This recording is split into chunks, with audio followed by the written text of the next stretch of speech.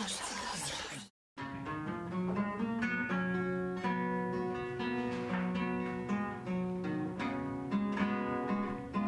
never thought I'd be the one to leave you so well alone.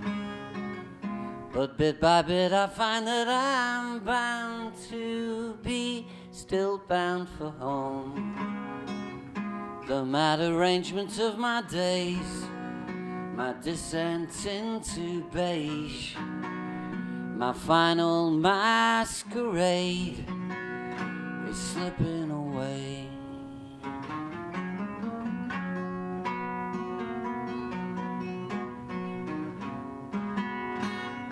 Was I the one who took the shirt off your back, the shine off your shoes?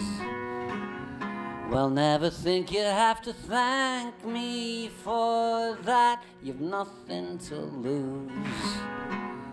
And even though I rigged the game, there must be someone else to blame, who can hang their head in shame. But don't look at me. So we could have a flutter on the quiet life. You went and borrowed money from a poltergeist.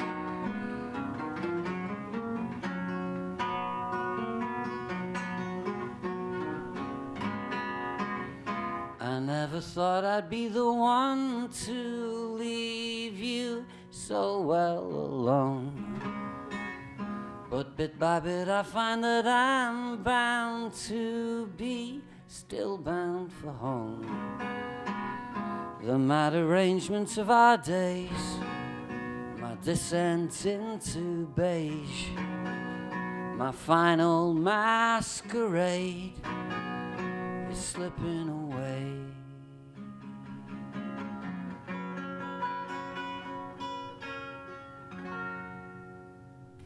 I am Kloot. John, welcome to Secret Sessions. Thank you very much. Thank you so much for that. It was absolutely gorgeous. Well, thanks very much. I thought that these almost stately surroundings, we could promote the idea that this is where I live. Which, of course, now that I've said that, completely undercuts that idea. But it would be good if people thought that, yeah, I lived here. Yeah. Poor lad, struggling hard. Well, we'll just have to have it as your home from home. Right, for today. Well, I don't mind visiting. I don't mind visiting London. And, yeah. I don't know how cheap it is, mate. It's quite an expensive part of London now we're in. Yeah, Primrose Hill. Yeah. It's where all the celebs live. Yeah, it's only a matter of time. Yeah. And I'll be here. Yeah, for sure. Well, off the back of the success of your last album, another solid album. Solid! Solid album. You've done it again. I'd like to say great. I think it's a really great album. Thank you. Once again, you know, it's getting the recognition it deserves. Another, you know. Yeah, since Skype Night, certainly there seems to be an upturn in that. It doesn't necessarily feel like that to Andy, Pete and I think the prevailing kind of feeling amongst the three of us is we've been doing I Am Kloot for 13 years and we've not had to work in a job for 13 years because we've been doing I Am Kloot, and that's what's put a roof over our heads, and so it's never felt like, oh wow, now all this, you know, everyone's going on about recognition or whatever, but it actually internally for us it's been like we've just been playing and travelling and doing music and laughing our heads off in a way.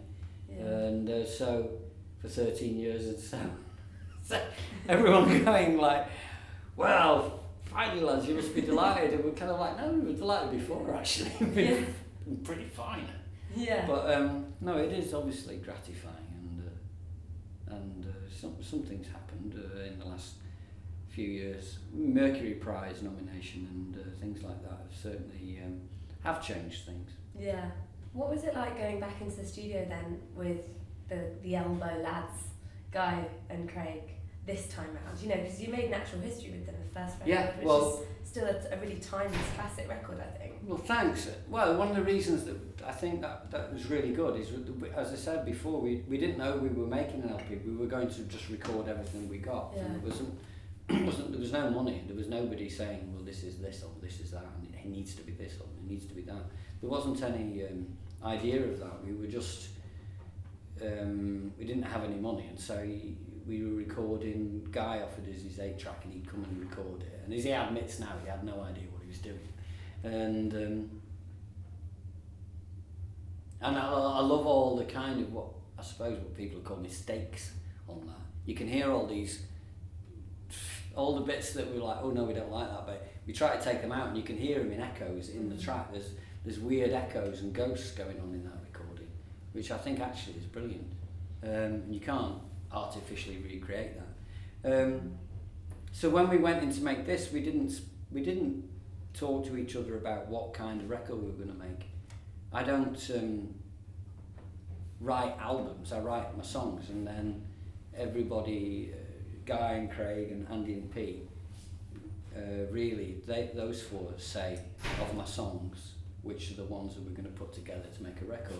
I think my thing is to write and perform. It's not to, we're quite happy handing the idea, this side of recording things over to somebody else. Because I'm very close to the songs, and I don't think I necessarily accidental footsie. Was it flirtation? Was it? I think it was. Sorry. I think it was. Yes. It's the grey hair,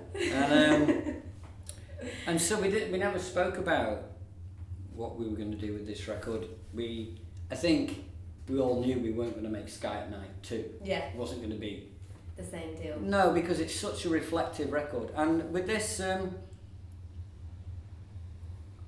I'd write it, when I finished a song, our mate at Airtight Studios in Chorlton, Manchester, Alan, who plays keyboards with this live on stage, he's got a great studio in Chorlton, Manchester. And if I'd written a song, I'd ring him up and say, when's the next time you've got 6 or 7 hours free in the studio? So then we'd rehearse the afternoon before that, and rehearse a few hours, me, Pete and Andy, and then go in the next night and do it. And I think that gives that, you get a freshness then, and you try to get the first or second take, and you're not spending loads of time in the studio. In fact, that's exactly what you're not doing. And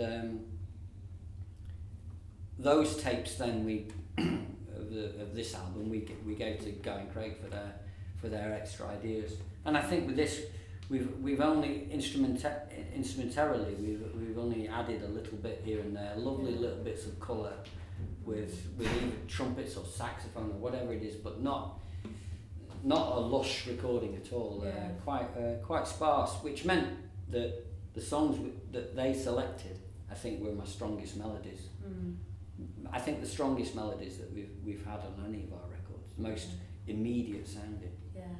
There's a reason that people have secrets, or people have things that they don't tell people about.